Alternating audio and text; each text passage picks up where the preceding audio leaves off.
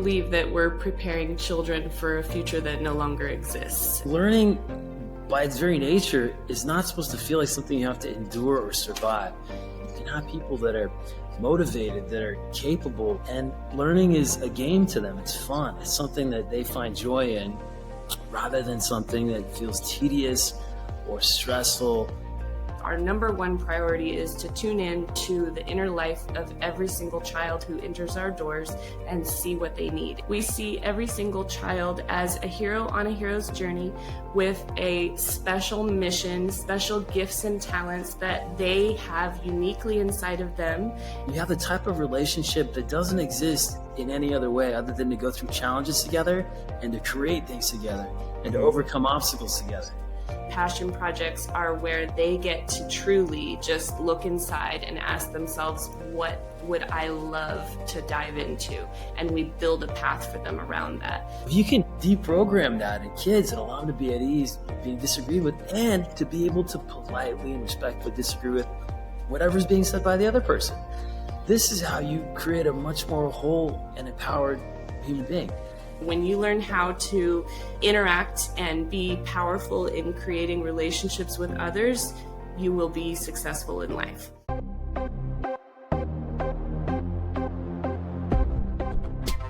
Welcome to the Superhuman Blueprint Podcast. Hello, my friends, and welcome to the Superhuman Blueprint Podcast. I am your host, Drew Griesel from Primal Wellness Coaching.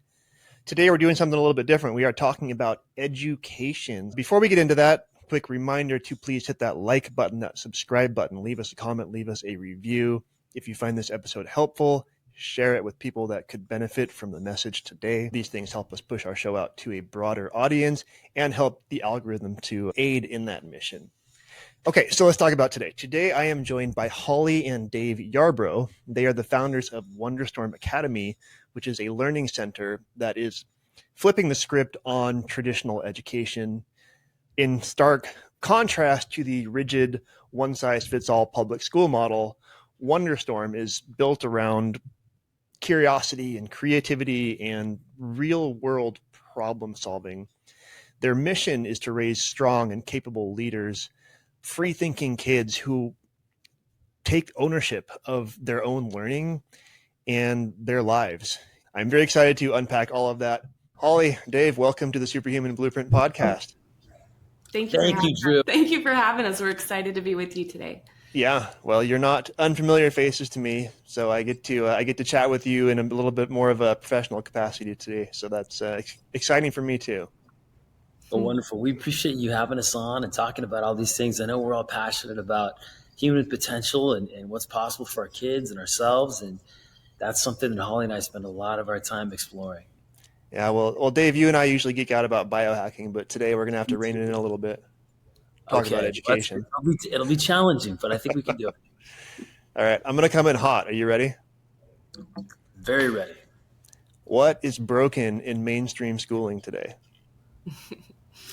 I'll start. I believe that we're preparing children for a future that no longer exists. I think that I like to call them government schools, are preparing children to be factory workers, to conform and do as they're told, and to think inside the box. And we're just interested in helping our children to be successful and thrive in the world that actually is going to be what they're going to be living in, not what the old school system was built for that hasn't been around for years and years. Yeah, and I certainly agree that the standard run-of-the-mill or government school system is kind of putting kids into this box of conformity, right? Everyone does the same thing, and it has to meet a certain standard that has nothing to do with anything practical. People are surviving. Kids are surviving through that, right? They're getting through it, and they're figuring their way along. But what does it look like when they don't have to kind of survive school, right? But they can thrive through school. So I like what you said. I like how you put it. They're surviving school, right? They're enduring school. Well, learning, by its very nature, is not supposed to feel like something you have to endure or survive. And what that looks like is that, yeah, maybe they make it out, they have decent grades or whatever, but in terms of so many people, the rates of trauma, that are being diagnosed as various types of depression and anxiety and all sorts of neurotic issues, a lot of that stems from the time that they're spending growing up in these government systems, right?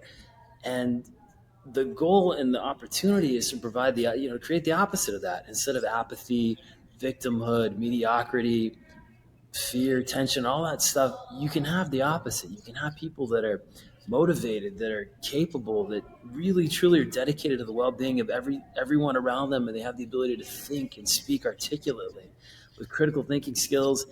And learning is a game to them. It's fun. It's something that they find joy in, rather than something that feels tedious or stressful. So somehow they've taken the system and they've inverted it to actually totally change the experience of learning. So what Wonderstorm and what Holly and I have been doing is, well, how do we totally flip that around? So primarily the experience of learning is adventure, it's play, it's joyful, it's amazing time with friends as you're developing these capabilities socially, and you're learning how to collaborate and communicate in ways where everybody's winning and having a wonderful time and building things that you could never build by yourself. So that's, in my mind, the contrast between how things have been with government schools and all other forms of education that mirror that. Yeah. Even private schools where people pay a lot of money, they're still mirroring the same. There's an authoritarian figure at the front of the room enforcing conformity, compliance, and obedience. And basically their job is to just memorize what's being said and regurgitate it, which you're not developing any kind of creativity or any of these other skills that are necessary to really thrive and have a really wonderful, fulfilled life. Yeah. So Holly, you're kind of the boots on the street there in the school.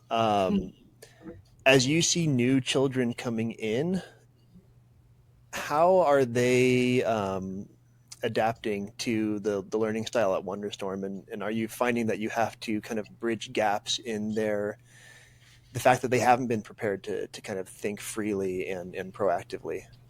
Yes.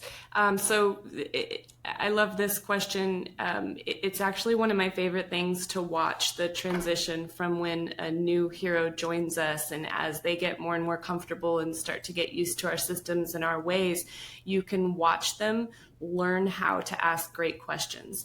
Because really what I see when they first come in our doors is they're coming to us and looking for the answer. They're coming and looking for us to solve their problems for them. And so when we come back at them with another question, really encouraging them and empowering them to think deeply and learn how to solve problems for themselves, it really allows them to grow into who they are in a much bigger way, and they develop more confidence and they develop more of an independence and a freedom, and they don't have to look out to adults to solve all their problems for them. So I would say the biggest thing is really getting them to shift their mindset from I get to go to adults to help me solve problems to I am powerful enough to solve my own problems. And I can do that through asking great questions. Yeah. Or being asked great questions. And cultivating that skill alone is something that is worth pursuing, right? Because that will carry them anywhere in life. Absolutely. That's applicable well outside the classroom. Absolutely. It's a running joke in the team here at Wonderstorm is we all talk in questions. There's never actually an answer. We just keep asking each other more and more questions. It's beautiful because it really opens up so much more possibility. That sounds so annoying. Just answer the question. I want to know, what's 2 + 8? You call the students their heroes. You call the teachers guides. Why do you do that? Yeah. Honey, you want to get this one? Absolutely. So we wanted to really distinguish ourselves from the mainstream kind of government school. It was, if anybody starts looking into this, and we started to, and we were amazed at what we found out in terms of the history of how the school system that we've all experienced, Holly and I came through, and probably everyone listening did, how it came to be. But it was created when you started investigating during the Prussian era, where they needed soldiers. They needed to raise an army, and these soldiers needed to follow orders, without any kind of questioning or thought. So their agency needed to be removed, and they needed to follow orders to their death without thinking or questioning it. And so they figured out the best system to be able to create those kind of soldiers, those kind of people. And that was very well needed. And it was a very effective system to do that. And so that's the same system that we've all inherited and have gone through as government schools. If you are listening to this show and you are thinking, man, this sounds great, we are forming amazing children, but my energy sucks, I cannot keep up with them, I am tanking, I have got the solution for you, my friends. I created the Superhuman Blueprint program, not to be confused with the Superhuman Blueprint podcast. The Superhuman Blueprint is a 10-week transformation program that is built for real people with real lives. There's no fluff, no gimmicks. These are just real things that work. They help to promote fat loss and energy and strength and discipline and resilience. And they're stacked week by week so that by the end of the 10th week, you have more energy. You've lost weight. You're feeling better. You look different. You sound different. It's amazing. It's beautiful. So if you're ready to become the kind of person that your future self would thank you for, go to primalwellnesscoaching.com and go ahead and enroll in the Superhuman Blueprint Transformation Program. Also, for being a Superhuman Blueprint podcast listener, go ahead and use code PODCAST for 10% off the program. Again, primalwellnesscoaching.com, code PODCAST for 10% off the Superhuman Blueprint Program. Unleash your best selves, folks. All right, let's get back to the chat with Holly and Dave. Back to your question, that model requires for there to be an authoritarian or authority figure at the front of the room that everybody has to put their attention on, and is the source of learning and knowledge and what you're going to do next, because you need to learn how to take orders. And basically their job is to enforce conformity, compliance, and obedience, and make sure you're listening and memorizing and regurgitating or taking action on whatever's being said. Yeah. So that's the model that we've all come through and we're also familiar with. The opposite of that, and why we call our staff empowerment coaches or guides versus teachers, is again, teacher kind of creates a relationship where there's this person and they're going to tell you stuff and you're going to memorize it.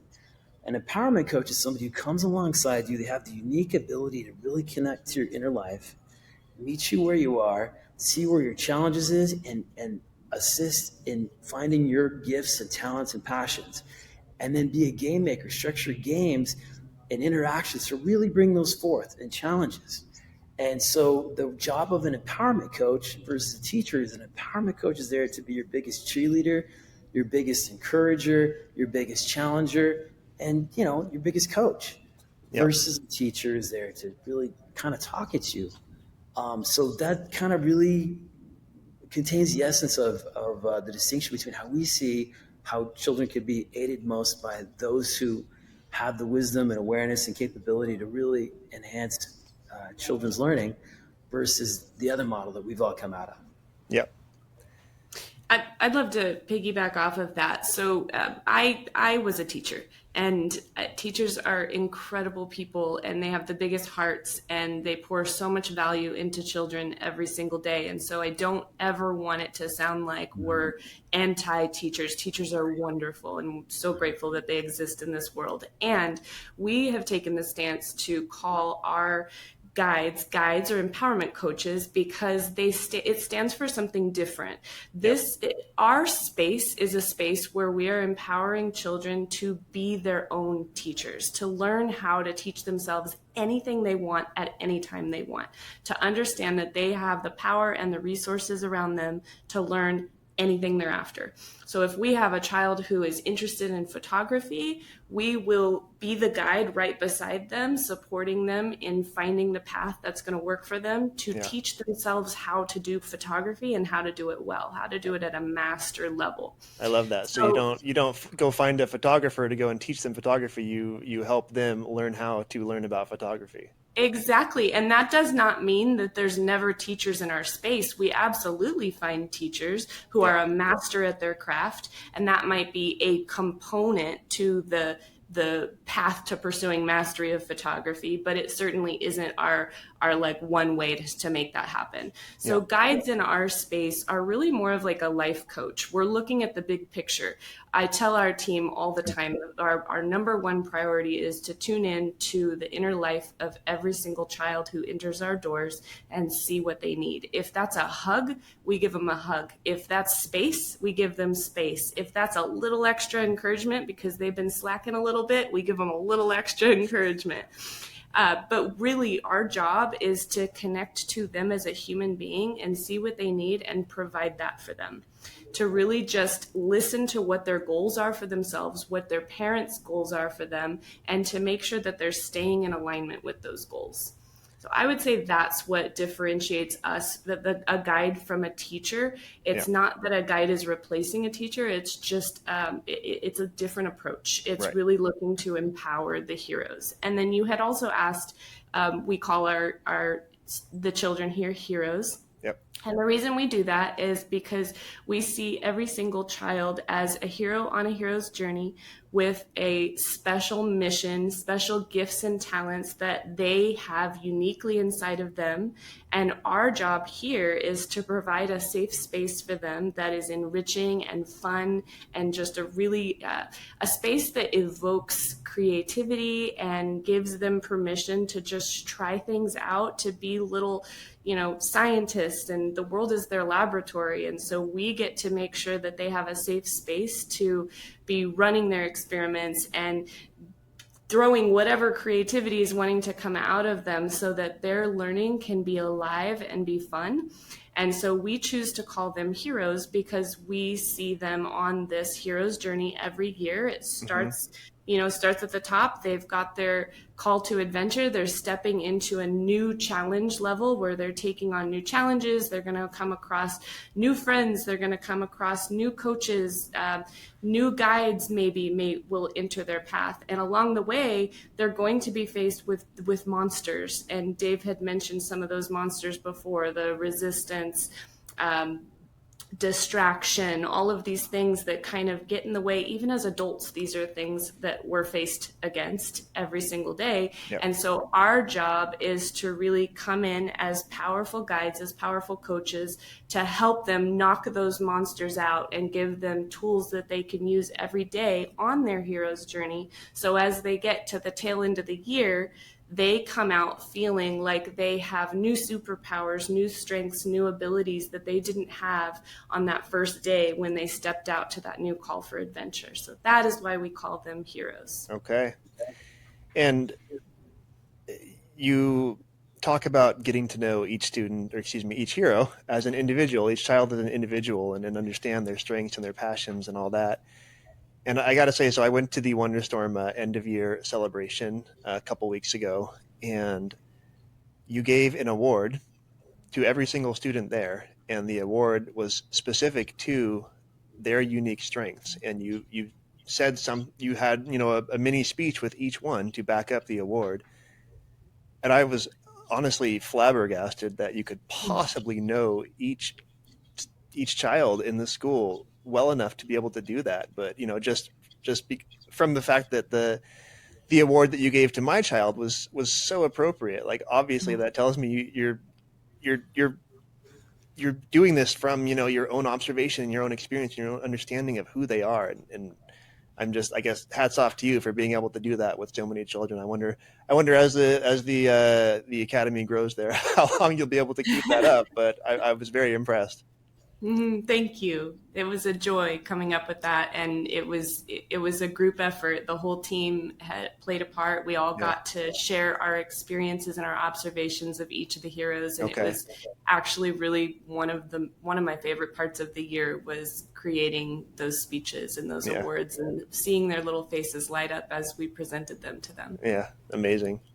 I don't recall if I ever shared this with the two of you, but my own education background in the K through 12 arena, I went to a private school up through fourth grade, and it was a pretty unique private school, and it was kind of a learn at your own pace. So we all had our textbooks that we worked out of, but we weren't all doing the same thing at the same time. I was in a classroom with kids anywhere within, a couple of years of my own age. So it wasn't all just my own age kids in my own grade. And it was, you had to, when you had a test, you had to understand the material, right? If you didn't pass the test, then you had to go learn the stuff you missed and retake it. So, probably better than the standard system, but still it was far from perfect. My teachers were kind of so-so in my recollection. And then from that, I did homeschool for a number of years and then went into public school for high school, which was, I guess it prepared me for the real world.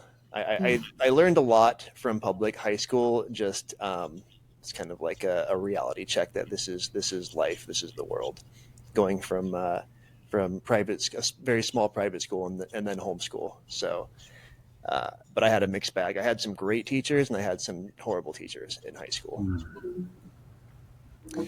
I think we can all relate to that, Drew. In fact, a lot of times you go see a Superman or a superhero show or movie or whatever, and these characters, they have origin stories, right? And so, not that we think of ourselves as superheroes or anything, but the mission of Wonderstorm and the mission to really impact kids in a different way than how we experience, our origin story is very much the same. We went through the public education system, and every now and then, needle in a haystack, you just find this teacher, one or two here or there, and they have this huge impact on you. And and then the rest of it was like pretty awful, So to be able to go like, wow, the teachers that really had the most profound impact on my experience and quality of life and learning and advancing me, how do we capture that and bottle it and bring it into Wonderstorm? So kind of touching on the hero's journey and again, the role of teachers, just circling those subjects together, on the hero's journey, there is a part, this is an archetypal journey that underpins the best movies, all the greatest movies from Star Wars, Lord of the Rings. It's the thing that is responsible for the advancement of human capability and human potential, that underlying narrative of the hero's journey. So when on that hero's journey, at a certain point, you meet kind of a teacher figure, right? And then relating it back to the photography quest that Holly was talking about, if that's what a kid wants to do, yes, usually along that journey, some type of master teacher that's really passionate and just loves it so much will be part of that journey for that hero to advance to the level that they're capable of. And so it's really fun to bring it back to our own upbringings. And when we look back and we think back as parents, well, was learning tedious? And at what parts was learning fun, if ever? And then what were the dynamics that really had an impact on making it one versus the other? Yeah. So I love your sharing of that because it really makes me think of my own experience of K through 12. Yeah. And I'm sure everyone's got their story, right? I don't know anyone can say they had 100% positive experience, but everything's a learning experience with certainty. Absolutely. So starting a school is not a small thing. How did you end up on that journey of creating and owning your own, I guess, learning center, academy? Go ahead, babe. Take that one. Yeah. So, from the age of 5 years old, I knew that education was my path. Wow. I was always a teacher. Every time we would play, no matter what we were playing with me and my sisters, I was always the teacher, and they would always be like, not school again. So I have always been clear that I am meant to be in education. Wow. Then I ended up obviously starting a family with David. And when we were pregnant with our first, I was still in college. And so it was time for us to think about putting him into some sort of program so that I could finish my schooling. And when we started looking, it really hit us that we were very particular about what we were looking for. And after touring over 40 schools in our area and creating 40, and we have this massive swipe file of all of the information that we gathered from all these schools. And every time I would come back from one of the tours and Dave would ask me how it was, and I'd be like, well, no, go to the next one. No. Wow. And we had a very clear idea of what we were looking for. The closest thing we found was Montessori. We ended up landing on Montessori, and I really fell in love with the Montessori philosophy. And every time I would go and drop off our son, I would stay a little longer at pickup and observe what they were doing in the room. And then I would start to ask questions of the directress in the room. And she eventually was like, you really should think about studying Montessori. So I ended up studying Montessori and becoming a Montessori directress. That was what I ended up getting my mastery in. And absolutely love and adore everything about the Montessori philosophy. All of our children ended up going to a small Montessori that I taught at for over 10 years. And then the pandemic happened. All the while we were at that Montessori, Dave and I had been dreaming up this like picture perfect version of education, what that would look like for us. And so we always kind of had this fantasy in the back of our mind that we were going to start our own school. We just never really had that. We hadn't had that moment of like, okay, now's the time to go and do this. And then the pandemic happened. And when the pandemic happened, just like everywhere else in the world, everything was shut down. And when the Montessori program was shut down, they tried to do it online.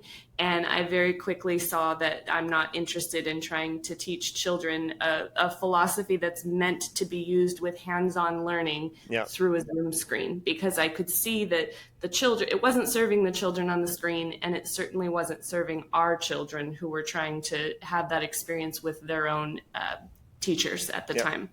So I decided that we both decided that we were going to step away from that, and that I was going to begin homeschooling the kids. And that was something that we swore we would never, ever do, because in my mind, homeschooling it meant that I was going to be our children's sole teacher, because Dave had his business. And so if I'm their homeschooler, I'm going to be their only teacher. And I certainly didn't want to be the one that was responsible for giving them all of the information that they're supposed to get in life.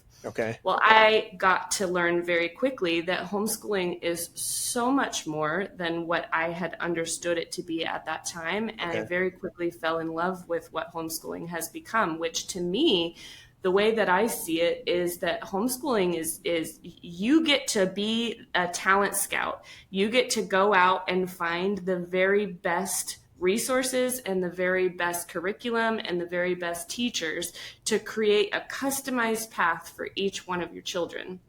And that was the first time that I saw that it really is a very unique path that gets to be created for every single child. There are no two children. Just because you're the same age does not mean that you need to be learning math the exact same way at the exact same time. And so it really gave me an appreciation for individualized curriculum pathways. And it opened my eyes to, you're not limited to the teachers who are at the school that you're district to. You actually have the whole world at your disposal, and you can kind of pick and choose who you feel like would serve your child the best. If your child is wanting to pursue a mastery in vocal development, you can go and find somebody who has devoted their entire life to mastering their voice, and they can become your child's teacher. And that just really opened my mind to what's possible when you can customize a path to each child. And compare that to, like, if you're trying to learn that from the school that you, like Holly said, you happen to be district at, maybe there's somebody there that knows a little something about how to teach voice, but that compared to what Holly just described is finding that person that's like born to do that and passionate about talking and can make it come alive in a person. So again, back to Holly on that, but I just wanted to make that distinction between what that looks like in kind of the government school system that we all came out of versus what's possible from a homeschooling standpoint and from a customizing your child's educational path. So very quickly fell in love with what I found possible in terms of what I could create in terms of an educational experience for my children. But the downside to it, which was such a big downside that I wasn't willing to continue with it anymore, was the lack of a consistent social interaction and peer group. That was what got me. That's why I went into public high school. I just couldn't stand being home anymore. It doesn't work. And we're in South Orange County, where the homeschooling community is so vast and there's so many opportunities for meetups and things. And so most people would argue, no, there's definitely a way to socialize. Well, we were at all of those, and our children became expert networkers. They were so good at going up and introducing themselves and making an initial connection, but they got really tired of doing that every single time because they weren't seeing the same faces. It was a fresh group of kids every time. And there's power to having a peer group that is consistent and that you can depend on and that you can grow with and become excited to go and play with your friends. And you've got, you can express your imagination together and have projects together versus just going to the park and playing with whatever child's there for the day and calling that socialization. Can I just add on to what you just said right there? So again, think about, the people that are most bonded. You look at the military, for instance, and what those guys say, and guys that go through special forces, but anytime you go through something that's challenging, right, with your group of people around you, you really get bonded to them, and you have the type of relationship that doesn't exist in any other way other than to go through challenges together and to create things together and to overcome obstacles together. And so you can create that as part of your infrastructure of your child's human development. There's nothing that can replace that. Nothing. And so and back to you on this, but from a homeschooling standpoint, it doesn't seem like that's available. Right. So that was super. Once the light bulb turned on, we're like, oh, yeah, my child will be this type of person versus this type of person. 180 degrees different in terms of the person they end up being if they grow up with that versus if they don't. And then back to you on that. Yeah, so we just very quickly started to see that this is something that we weren't willing to not have for our children, even though we have a large family and they were around their siblings every day. You know how that can end up. If you're in the same space with your siblings every single day, it's not going to be the most joyful situation. And so we very quickly knew that we got to create an environment for our children where they could have a consistent peer group. And so we started looking into micro schools. We came across Acton Academy, and Acton Academy is a network of schools that got started in Texas, and it has grown into, I believe it's over 500 schools worldwide now. And as I'm reading through the philosophy of this program, it was literally identical to everything that Dave and I have been dreaming up in our journals. We have years and years worth of journals that are jam-packed full of our vision for this program that was basically going to liberate the experience of education for children. And it had been created through this Acton network. And so I'll never forget the day I came across it, because I ran in and told Dave, he was in the shower at the time, and I was like, honey, you got to get out. You got to get out. I found this program. And we're going to clean start enough. it. Come look at this. And so, the rest is history. We ended up applying to become owners, and within a year we had been approved, and we just decided to kind of bootstrap our way to where we are now. We started out we started for the first 6 months with just our own children, because I didn't want to try something new on anybody else's children. So I used my own as guinea pigs. And it was one of the best times that I can remember with them. And I'm so grateful that we had that. And then we just kept growing and growing from there. And it's been a wild and wonderful ride, and it definitely is not easy, Drew. I appreciate you pointing that out, and we're so grateful that we have the opportunity to do this every day. I pinch myself every single day when I come to the building, because I can't believe that this is what I get to call my work. Yeah, amazing.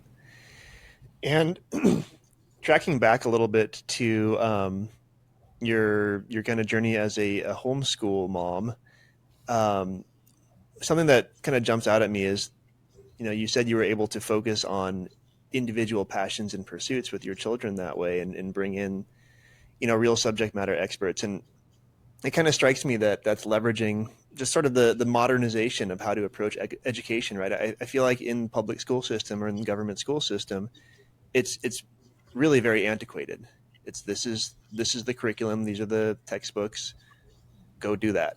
Whereas, we have the internet, we have AI, we have access to subject matter experts all over the world. We have the ability to have all of this information, all of these people. So why not leverage it, right? It's a different time now. Mm-hmm. Absolutely. And I know, Drew, you're familiar with our terminology of what we do at Wonderstorm, but we offer quests, which is where kids get to try on different things and get to figure out, maybe I'm interested in guitar, maybe I'm interested in building airplanes, rockets, whatever it is that they're interested in, they get to try these things on. One of the very favorite, and we poll the heroes consistently, and one of their very favorite quests is when we do passion projects. And passion projects are where they get to truly just look inside and ask themselves, what would I love to dive into? And we build a path for them around that. I love that you brought that up, because it truly is the favorite of all of the heroes, and they request it every year. Please tell me passion projects are next year. Can you share some examples of what those have been?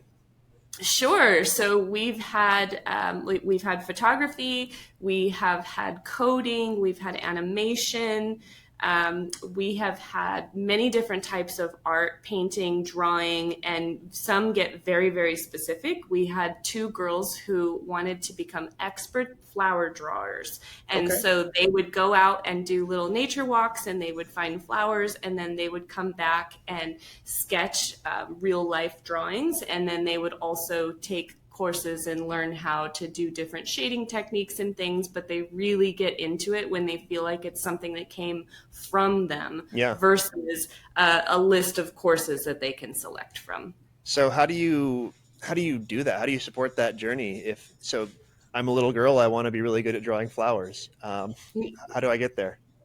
Yeah, that's a great question. So it all starts with our Socratic method and asking them questions. That's amazing. You're curious about drawing flowers. What excites you about flowers? What are some of your favorite flowers that you would want to learn how to draw? How do you think you would learn how to draw something like that? And start just taking them down the path of getting curious about, because remember, our priority is to empower them to learn the skill to teach themselves anything they want to learn. So if we ask them great questions and get them to come to the solution on their own, then who's actually building the pathway for them? Is it us or is it them? Really, the answer is it's a partnership, but the child feels like they built that course for themselves. Yeah. Amazing. I'll share a quick story, because sometimes the children never see it. I'm pretty good with my poker face, but sometimes they'll pick a passion project that will terrify me, because I can't see the light at the end of the tunnel. Okay. So we had one of our heroes who was dead set that she wanted to do cosmetology. She wanted to learn how to cut hair. Oh, and I'm thinking like, oh, I don't know if I can do this. Like, legally, I'm not sure if we can do this. And so just following our philosophy with asking great questions, we ended up together building a really awesome opportunity for her. She ended up coming up with the idea that she could purchase the dolls that they have on Amazon, where she can practice some of the basic cuts. And she took a few courses and learned how to do some simple trims, learned all the different hair types. And she actually at exhibition ended up doing her first actual live haircut on our daughter Rayleigh, and it was very awesome. And she says that it's one of her very favorite memories of her time with us is the time that she got to live out her dream and cut hair. That is so cool. That's a great example. Yeah. And Drew, what's cool, I love hearing Holly recount that.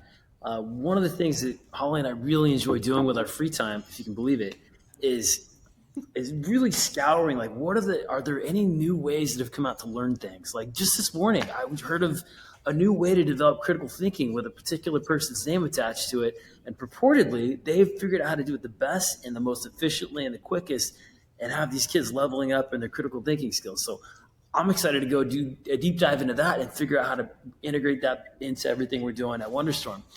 But sometimes it's going to be AI that takes a massive leap forward in advancement. And there's going to be some new tool or course or person that creates their own course. or system, right? And so we go and we're always looking for that stuff. Kind of, some people collect different things. I think Holly and I like collecting whatever the most cutting edge, most enjoyable ways to upgrade your skill sets are. And so that's all I could hope for in someone that I'm placing my child's education in their hands. Oh, so. Thank you. But that's fun. So we bring it in. I just wanted to make mention of that. So Holly's version of it that she just gave, that's its current iteration, or was. But as things keep evolving and technologies and things, resources become available that weren't previously available, that'll be the new kind of way to go about doing it. Again, all derived by asking the best questions you could think of to ask as an empowerment coach as you're alongside these kids. Yeah, I love it. So so we've talked about kind of this special thing, this passion project, but what does kind of a typical day look like? And I know the answer to this because I've gotten to be a part of the journey here with my child. But like, how do kids learn, and what does a typical day look like? Yeah, that's a great question. So a typical day at Wonderstorm always begins with a powerful launch. And the powerful launch is the first 30 minutes of the day. And a launch is always aimed to inspire, equip, or connect the heroes. So depending on what the guides are kind of feeling into the group and knowing what's coming ahead that week or what's going to be happening that day, what kind of launch is going to be most appropriate to get them ready for what they're about to enter into. And the launch, think of it as like it's the marinade that they get to kind of sit in for the rest of the day. And then at the end of the day, when we land our final 30 minutes, that's when we really get to reflect on that launch and any ideas that were introduced during that launch. So let me give you an example. It might be a concept like fixed mindset versus growth mindset.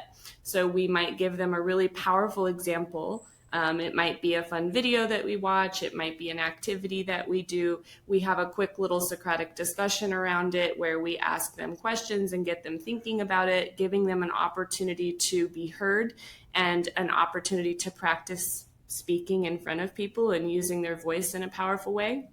And then throughout the day, they have the opportunity to move through their day, their normal activities, and at the end of the day, reflect on how that concept, fixed mindset versus growth mindset, showed up throughout the day. So it kind of gives them an opportunity to review that. Okay. So obviously with your little one, he's in our Sparks program. So that's a very big concept, and that would be a difficult one for them to grasp at that level. So it's always age appropriate to the studio that they're in. Okay, right.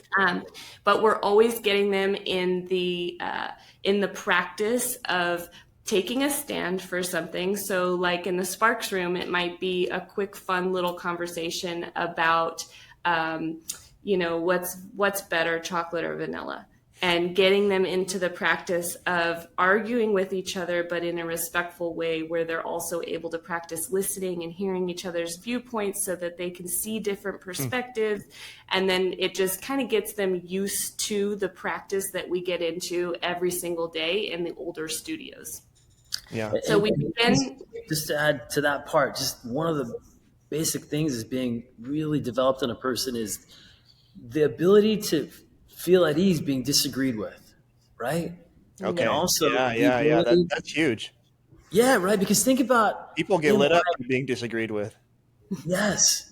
Kids, grown-ups, anyone, babies. Yeah, all of us. Absolutely, we get triggered, right? Somebody disagrees with our viewpoint. All of a sudden, our identity is being attacked. Yeah. But that's how we're conditioned based on the system that we came out of. So if you can kind of deprogram that in kids and allow them to be at ease being disagreed with, and to be able to politely and respectfully disagree with whatever's being said by the other person. This is how you create a much more whole and empowered, human being. And so I just wanted to add that piece to the whole Socratic discussion. Please go on. Yeah, so we start and finish our day in leadership, and that's in our launch and in our landing. So we're always talking about concepts that have to do with who we're being, how we're showing up, and how we're impacting the world around us, the people around us, and how that impacts our own experience of life. So that's how we start and finish each day. After our launch in the morning, most of the children go into their core skills stint of the day, which core skills is your reading, writing, arithmetic. This is their independent core skills time. So in our Spark studio, our youngest studio, that's pure Montessori. So that's hands-on experiential learning using the Montessori method. So we have the 5 areas of the classroom where they get to kind of move to whatever they feel drawn towards, which is really getting them into the practice of making their own choices for what they would like to spend their time learning. Yeah. It also teaches, there's so many things about Montessori that I could go on a whole tangent on, but it also teaches them independence, learning how to be responsible and independent with their work. So in the discovery and beyond, that's when they're working on any of their academic work. So all of their academic work can be done in a 2-hour period of time throughout the day, which is mind-blowing because we've kind of all come from the belief that it takes a full day of schooling to get all your work done. But and remind me, in discovery, what's the age or grade range? Sure. So discovery is 7 to 11. Okay. And then our adventure studio is 12 to 15 and Launchpad is 16 and up. Okay. And obviously what they're working on in their core skills period it matches up to where they're at appropriately in their studios. Right.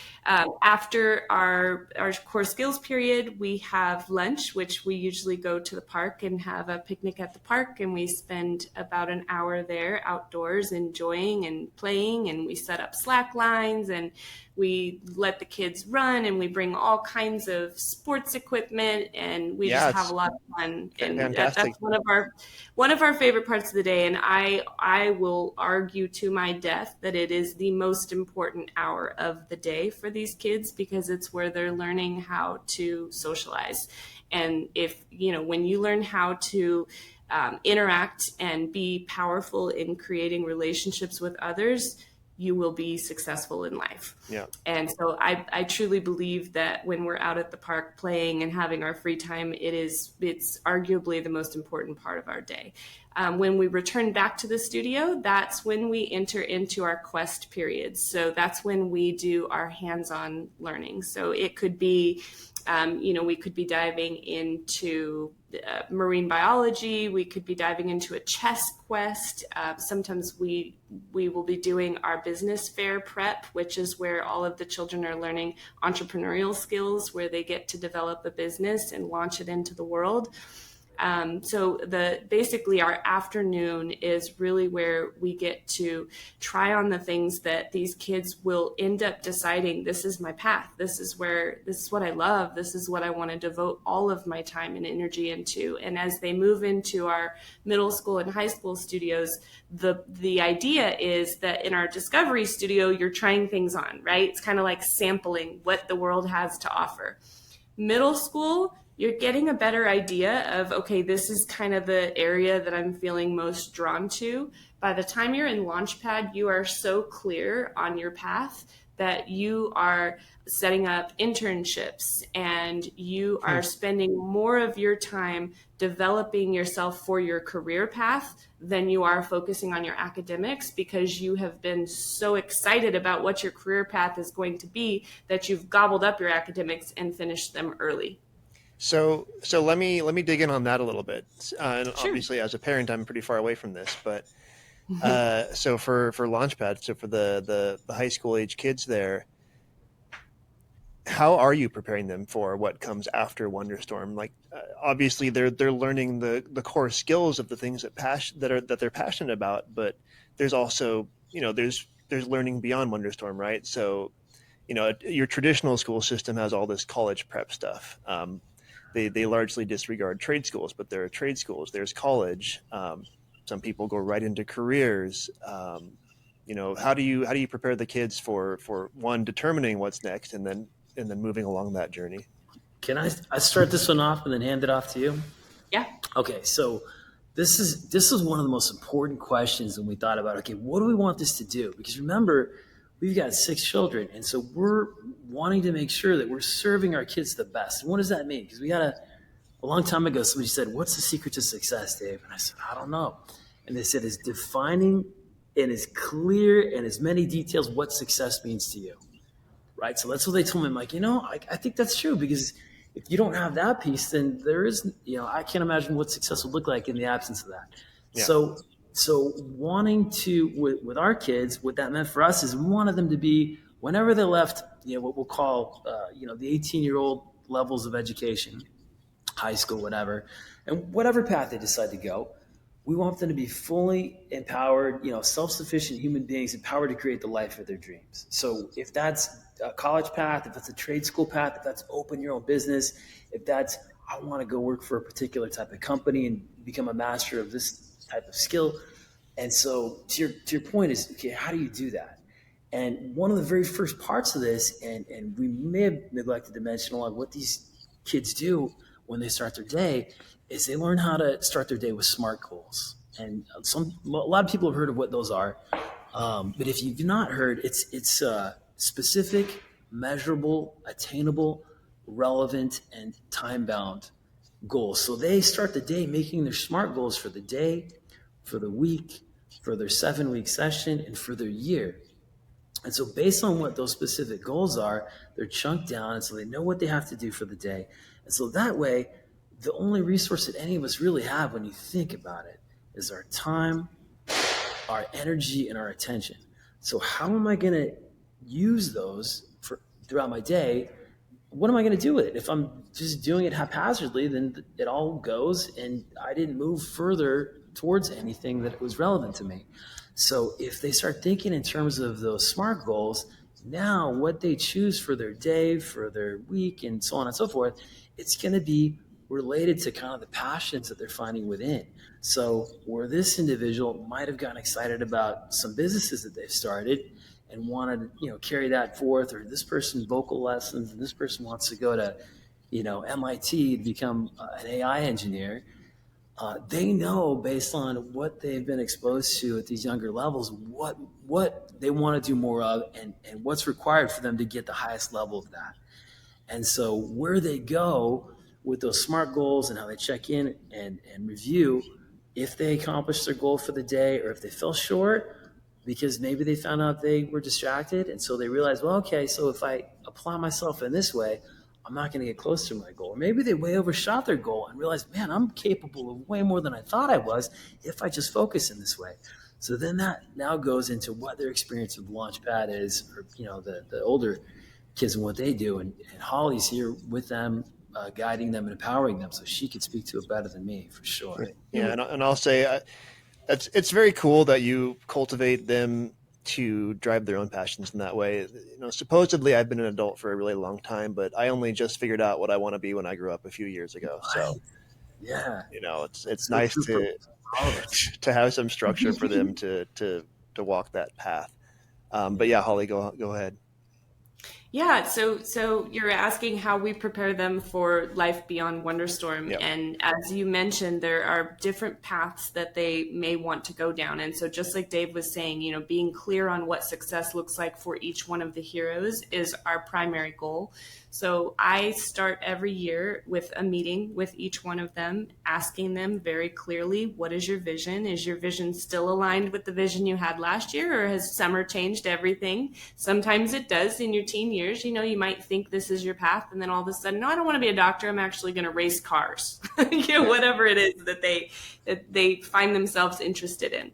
And so I'll take them through a series of questions to kind of get them very clear on what their annual goals are going to look like, and make sure that those annual goals are in line with what their big picture goal is for their life. So I'm going to step back for a second In our Spark studio, our youngest studio, we really focus on getting them to really understand the concept of a daily goal, right? So at the beginning of our day, we'll ask them, what's one job that you want to make sure you do today that'll make you feel really great that you did that job today? And so that's getting them into the practice of declaring a goal and then checking in with them. Did you actually fulfill your goal? Were you able to fulfill your goal?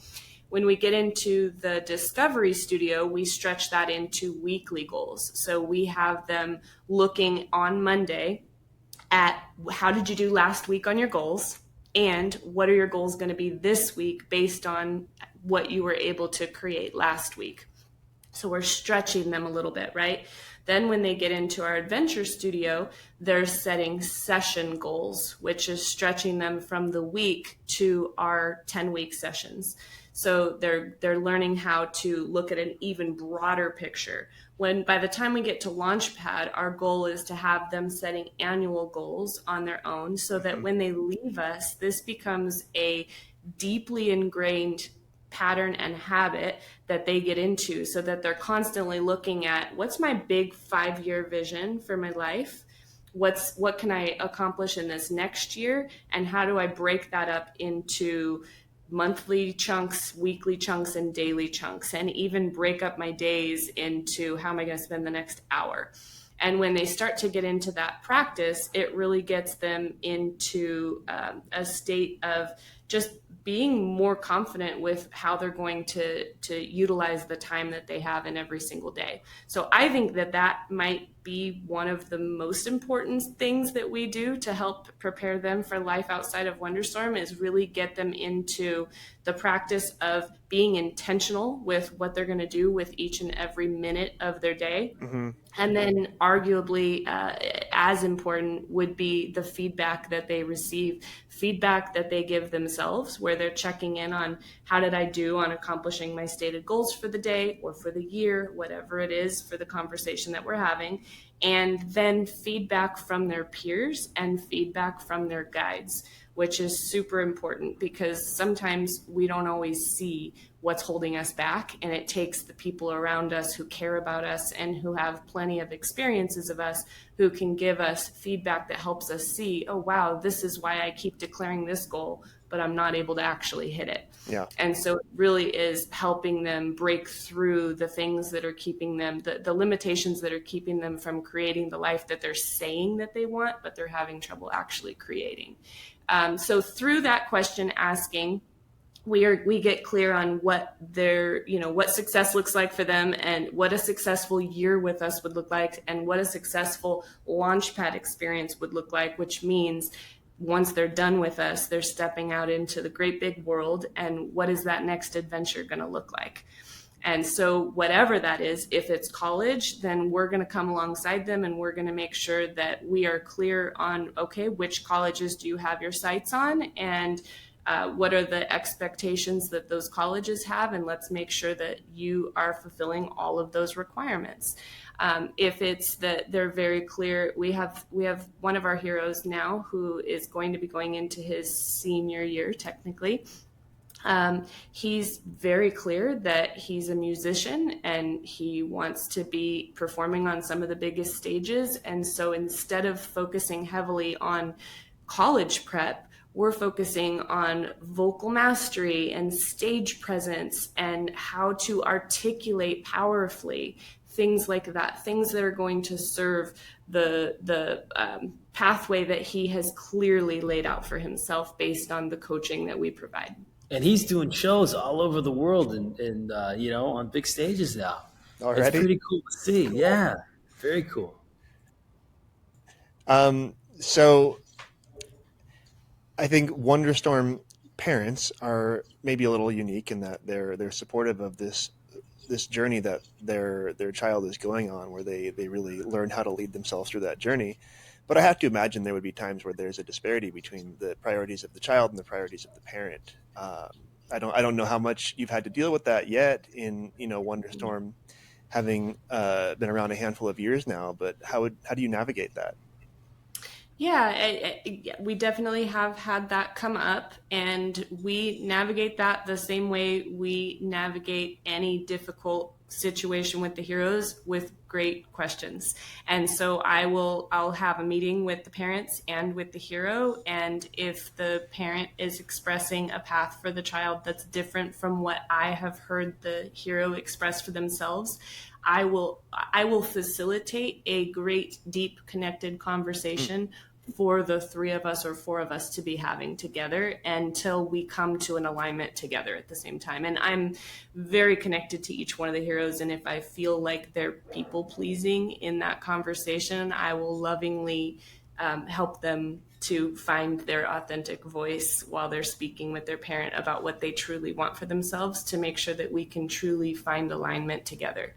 Amazing. And simultaneously, it's also important that a child understand where the parent's coming from and the reasons why maybe a particular skill set or, way of developing themselves is important. And so, again, it's not about us trying to influence things in either direction, but rather asking the great questions where the parent and the child can ultimately have a connected exploration of this. And whatever they decide between the two of them is what we obviously help get delivered, because that's, I think, what parents really, really want. Yeah. And there's a lot of parents out there that follow a very traditional path where it's like, okay, you're going to finish school and you're going to go to college and this is the career you're going to have. But I suspect largely a lot of those parents probably aren't sending their kids to schools like Wonderstorm.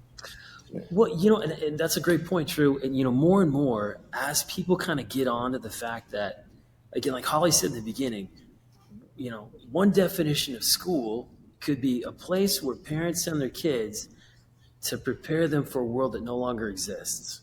Now, no parent would conscientiously send their child to something like that, but we don't know any different. And the reason why is because our minds can only think in linear steps forward. We think of the pace of change and technological advancement and how the world has changed so far. And we kind of extrapolate that into the future. But what we're not understanding is that AI is doubling in power and capability every 5.7 months. And that's an exponential, right? So it doubles. So instead of a linear step, taking an exponential step, that would be the equivalent, if I could use a metaphor. If somebody said, Drew, if you open your door and took 30 linear steps from your door forward, in your mind, you could go, okay, well, every step is about 2 feet, and 30 steps times 2 feet is 60 feet away from my front door. Exponential steps means, okay, your first step is 2 feet, your next step is 4, 8, 16, 32. And so one would ask, hey, in your mind, is just a guesstimate, and this is to show how all of our minds work, where do you think 30 exponential steps or doublings, how far would that end you from your front door? What would you say, Drew? What kind of answers does your mind come up with? I have no idea. So when I was asked the question, I was thinking, well, I don't know, like 5 miles away from my front door, This is what. But the answer, and anybody can check this by using ChatGPT or whatever to pose the question. You literally go around there 16 times in terms of the distance. So what is the point of that? The point of that is to understand that the rate at which the world is changing is something that our minds can't even conceive of. In fact, all of the latest, research places that are looking at this stuff are saying that 40% of the jobs that exist right now are going to be replaced by AI within 3 years. 40%. So kids that are being, learning how to code, or parents are sending their kids to these colleges and these learning institutions with the idea that they're going to be equipped in a particular way. What does the world look like 3 years from now when AI is doing it better than a human being? So Wonderstorm is here. When we take that into consideration, everything we're doing is we're having these kids blossom their human potential through the lenses of leadership, communication, and entrepreneurship, right? And so that means they get to learn how to harness the power of AI to create businesses, art, whatever it is they want, digital content, whatever it is, and instead of be crushed by AI, right? So they get to learn how to use this stuff instead of be kind of, limited by it. And the world is going to belong to those who really learn how to harness AI. And so our hope for Wonderstorm, not our hope, but how we're structuring it and how we're constantly trying to evolve it, is to really align with that possibility to create the brightest future for these kids. Yeah. It's a changing world. You gotta follow along. Yeah. Yeah, I thought of something that I just have to add, Drew, when you were talking about the possibility of parents might be having a different idea of the path that they would like their child to go down. Just like Dave mentioned, we focus on communication, powerful communication, and entrepreneurship and leadership. So one of the things that we pride ourselves on here is that we equipped the heroes with the ability to be powerful enrollers.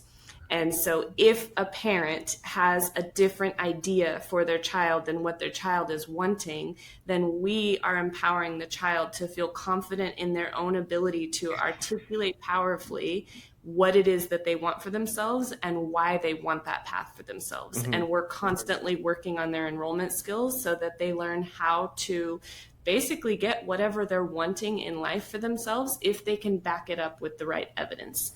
If they can truly come with a presentation that is so moving and you just can't argue with, and you're just left with, okay, you're right, that is the best path for you. I can see that you're so lit up and passionate about this. I want this for you too.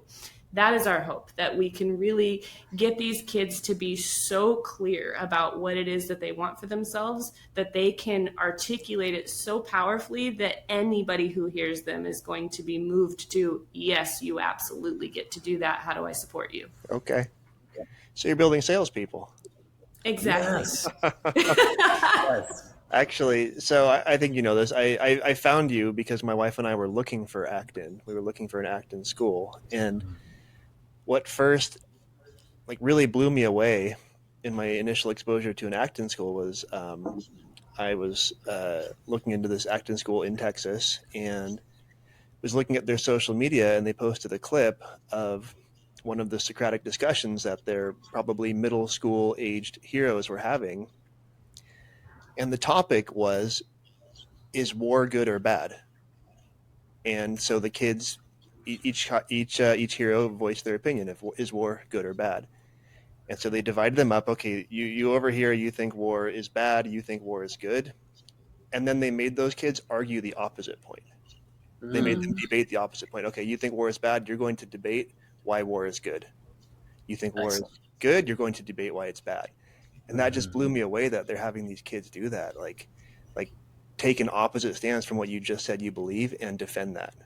It's powerful. Mm-hmm.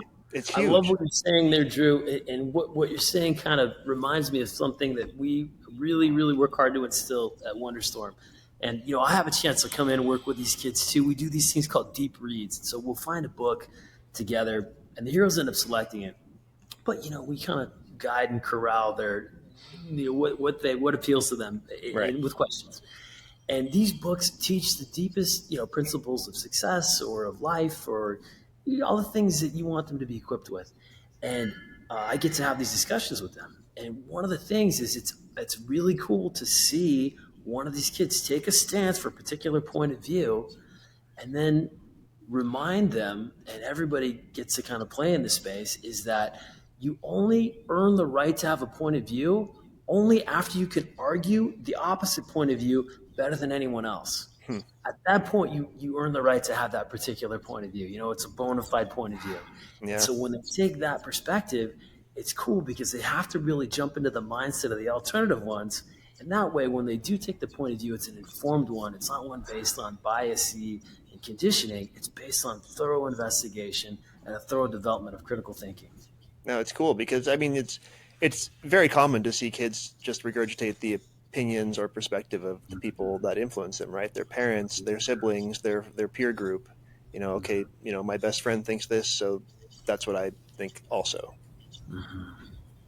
Absolutely. Yeah, it's an empowered human being that has the ability to do that.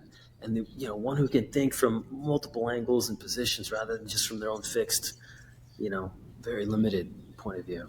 Yep. So Wonderstorm follows a very different model than your traditional education model. However, it still qualifies as a traditional education. So, when a child completes their education at Wonderstorm, I mean, they have met the criteria for education, correct? Mm-hmm. Yeah. Correct. And again, that's one of the things. This is so kind of, these ideas, everything that we've talked about so far in this podcast episode, which thank you so much for asking these questions, because it gives Holly and I an opportunity to really explore this stuff out loud. These ideas are, kind of different from what a lot of parents have ever thought of in terms of what's possible. And so, positioning, everybody knows what school is. And so I think positioning Wonderstorm Human Development is kind of an alternative path.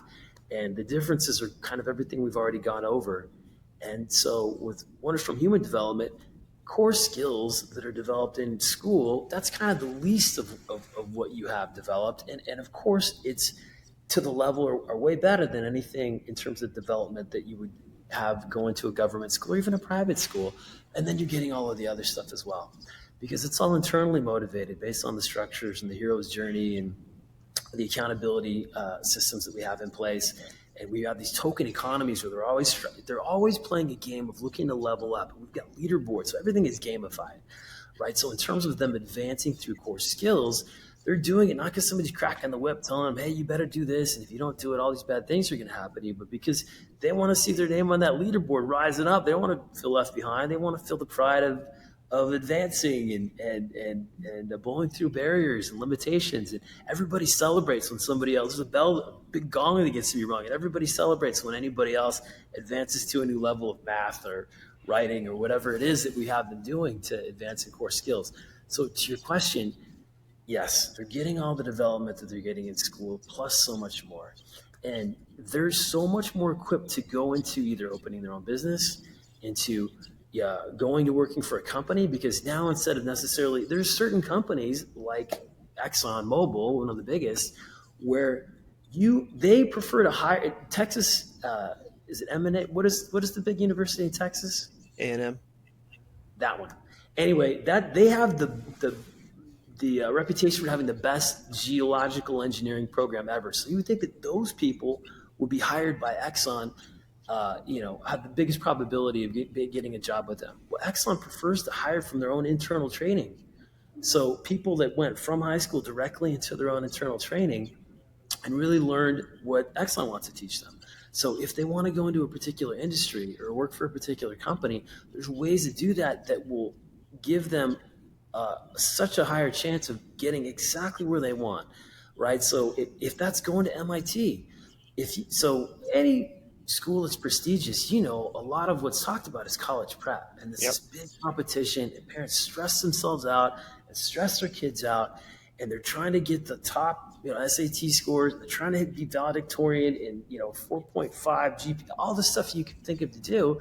But even still, in the most prestigious competitive schools, they only have a 5% chance of getting in, because that's the allotment of people that apply versus what they're able to accept into prestigious, university. Versus if you go in as a transfer student, well, a homeschool student has about a 25%, depending on who you talk to, depending on which school, every school's different, 25% acceptance rate of everyone that's applying. And if you come in as a transfer student because you've done a lot of junior college and you're transferring with all those junior college credits, the acceptance rate goes up, above 50% or higher. And so if, again, university is your path, there's ways to get into the university of your dreams and do it much more effectively and efficiently than going the traditional routes. So that's my point. And I don't know, you asked a great question at the beginning. I don't know if that covers it, or Holly, I'm sure, has a ton to add to what I said. I don't. You covered it. Yeah, no, I think we're good. Actually, I have something else that I wanted to ask you. I'll probably close this out here in a bit, but so between like Acton and apogee, and maybe there are other education systems out there that I'm not familiar with that are really good, there's a pretty sizable and ever-growing network of schools out there, but they're not everywhere. So what advice would you give to parents who do not have access to one of these education systems that is much more effective than your run-of-the-mill government education system? How can they support their child's journey through going through a traditional education system? I mean, the first thing that comes up is start one. That's the game up for me too.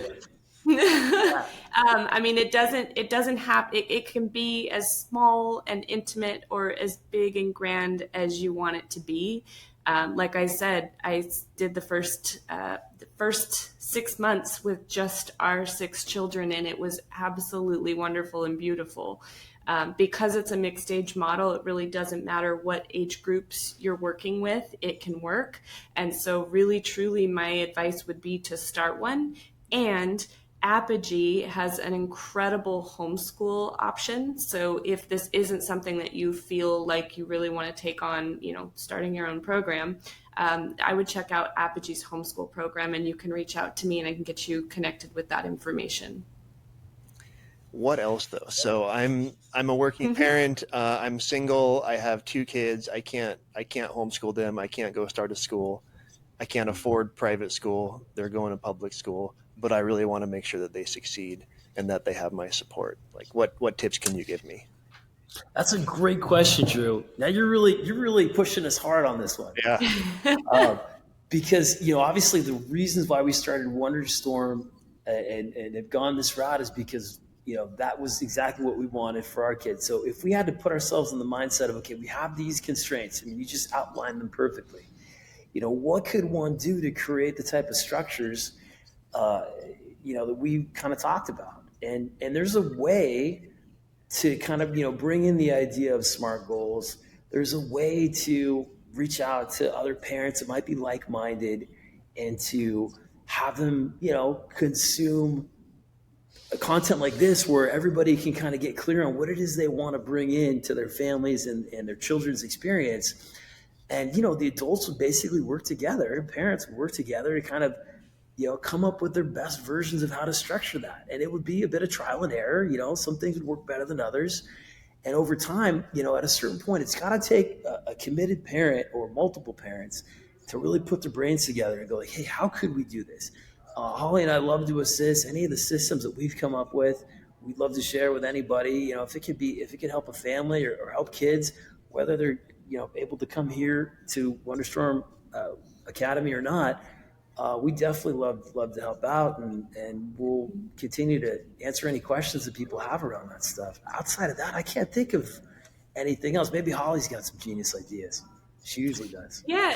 I mean, I really just would say trust yourself and give yourself permission to completely break free from what we have been taught that education is supposed to look like, and get very curious about what lights your child up, and look at what their strengths are and use those strengths and look at where their areas for growth are, and find tools and resources that you can bring in to turn those areas for growth into strengths and superpowers, and really understand that there is not one way to learn math or one way to learn how to read. There are infinite different ways to learn.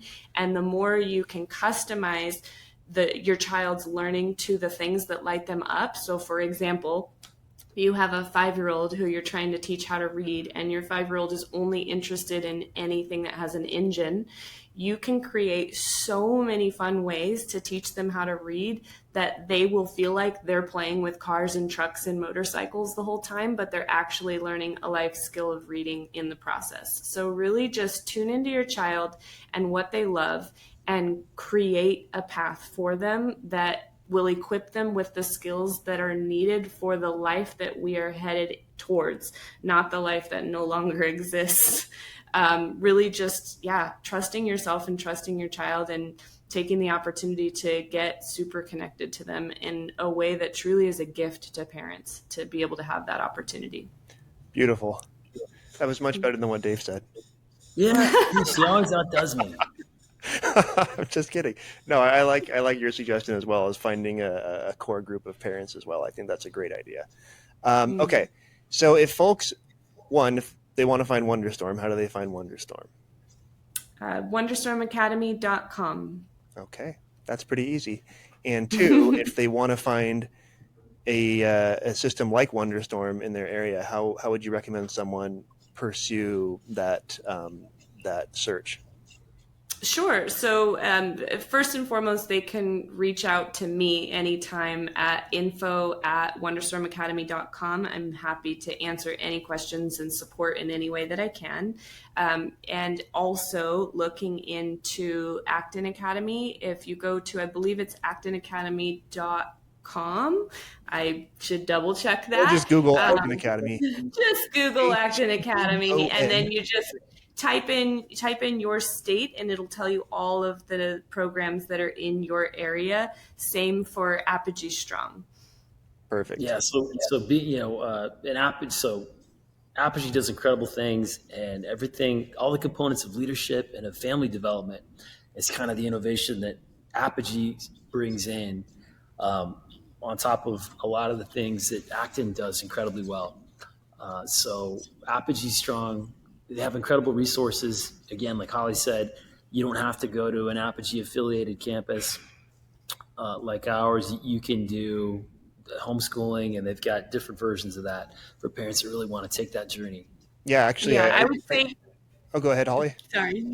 I would say if you're looking for a program like ours and you're not in our area, look at Acton. If you're looking to create something for your children and you're looking for an amazing community of like-minded people to support you through that, look at Apogee. Yeah, actually, I first came across Apogee a couple of years ago in looking at one of their virtual programs for parents and their child to go through, where it's really supplementary to their current education, be it public school or homeschool or whatever. It's supplementary, so something where they could have some of the things that you've talked about today through this sort of virtual program. Mm-hmm. Cool. Well, this has been an amazing chat. I really appreciate you two getting on camera with me during summer break. I'm sure you have a lot to catch up on in preparation for the summer term starting next week. But thank you so much for being here. I really appreciate you guys. I appreciate what you do for my child and for the community and for everyone, really. Thank you, Drew. Again, this is it's great to be able to sit here and explore with you. And you've asked some wonderful questions, and it's cool to really talk about this stuff and to know that there's an interest of a lot of parents who are feeling like they want something more for their kids. And I feel like you're the voice of those parents, and so the questions that you're asking are the questions on the minds and the hearts of a lot of parents. And so I really appreciate you for bringing this to that audience. Well, I hope they find this episode and can learn more about it. All right. Thank you both. Thanks, Drew.